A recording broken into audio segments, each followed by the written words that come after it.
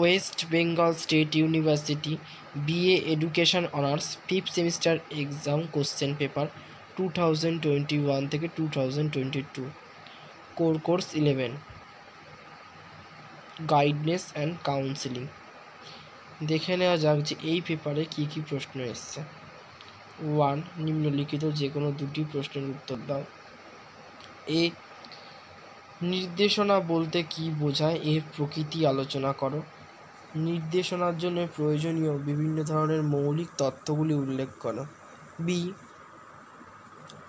বৃত্তিমূলক নির্দেশনা বলতে কী বোঝায়, বৃত্তিমূলক নির্দেশনার উদ্দেশ্য কার্যাবলী ব্যাখ্যা করো। সি, পরামর্শ দান বলতে কী বোঝায়, পরামর্শ দানের বিভিন্ন দৃষ্টিভঙ্গিগুলি কী কী। ডি, সঙ্গতি বিধান এবং অপসঙ্গতির মধ্যে পার্থক্য কী, শৈশবকালীন সমস্যামূলক আচরণগুলি সংক্ষেপে আলোচনা করো। 2. নিম্নলিখিত যে কোনো 3টি প্রশ্নের উত্তর দাও, প্রতিটি 200 শব্দের মধ্যে।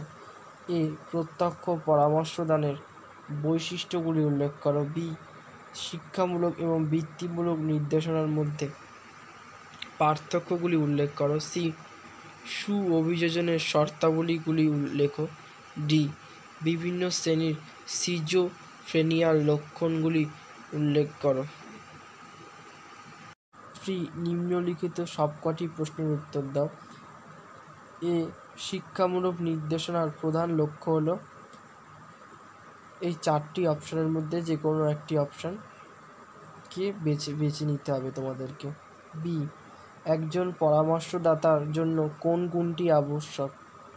সি, পদ্ধতিগত দিক দিয়ে পরামর্শদানকে কতগুলি ভাগে ভাগ করা যায়। ডি, একটি ইতিবাচক প্রতিরক্ষণ কৌশল প্রয়াস হলো। ই, নিচের কোনটি আদর্শ সংগতি বিধানের একটি আবশ্যিক বৈশিষ্ট্য। ভিডিওটি যদি ভালো লেগে থাকে তাহলে ভিডিওটিকে লাইক করো এবং এই চ্যানেলে যদি নতুন হয়ে থাকো তাহলে চ্যানেলটিকে সাবস্ক্রাইব করো না, যাতে তোমরা সবার আগে নতুন নতুন ভিডিও পেয়ে যাও।